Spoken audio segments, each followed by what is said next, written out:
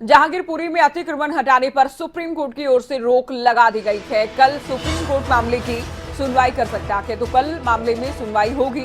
Supreme court ने MCD को notice भेजा है। जहांगीरपुरी के एसएचओ दिल्ली के मुख्य सचिव को नोटिस भेजा गया। जहांगीरपुरी में यथास्थिति बनाए रखने की बात कही गई है सुप्रीम कोर्ट की ओर से, तो अदालत के आदेश का पालन किया जाए। अतिक्रमण हटाने की कार्रवाई पर रोक लग गई है, दिल्ली पुलिस की ओर से जानकारी दी गई।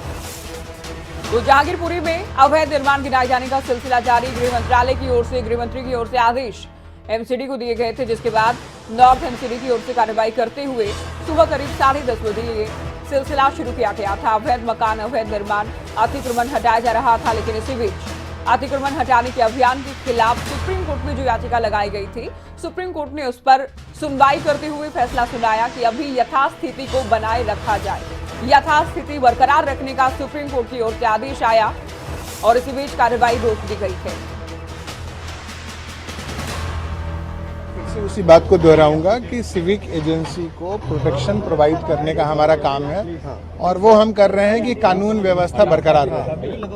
ठीक है सर, सुप्रीम कोर्ट के इशू पे क्या कहना है? आदेश वगैरह लगाई है, मिला है क्या सर ये इंक्रोचमेंट हटाने? देखिए, हम हर काम कानूनी करते हैं और इस मसले में चूंकि सिविक एजेंसी का एफर्ट है, तो सिविक एजेंसी जैसा कहेगी वैसा हम करेंगे। Thank you. आदेश मिला है क्या? आदेश अभी हम लोग यहाँ पर मौजूद हैं। We are in the midst of the process. Let the civic agency take a decision. क्योंकि यहाँ पे गरीब आदमी रहते हैं, कबाड़ा बिन के खाते हैं, तो ये लोग कबाड़ा बिन के लाते हैं। यहाँ पे दुकान भी होते हैं और यहाँ इसको मतलब अलग अलग करके बेच के अपना गुजारा करते हैं। वही रखा हुआ था, रास्ता चल नहीं रहा है, रास्ता बंद पड़ा है, इसलिए जगह मिल गया, इसलिए उन्होंने रख लेते हैं, रखे उसी को बेच बाच के अपना गुजारा करते हैं। तो आज सुबह मालूम चला है कि बुलडोजर आएगा, तो गरीब आदमी है, पेट के लिए रखा है, लाया चुन के दूर दूर से ला के अपना जोड़ के रखा है, तो इसलिए वो हटा रहा है कि अपना रोटी पानी का जो जुगाड़ का पैसा है वो इसलिए वो। देखिए, मैं आपको एक बहुत साधारण सी बात बताता हूँ।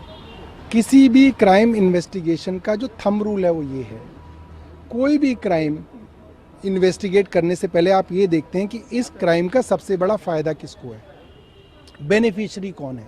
किसी का कत्ल हो गया तो इसके कत्ल का सबसे बड़ा फ़ायदा किसको है। देश के 7 राज्यों के अंदर पिछले 15 दिन में दंगे हुए, रामनवमी से लेकर हनुमान जन्मोत्सव तक।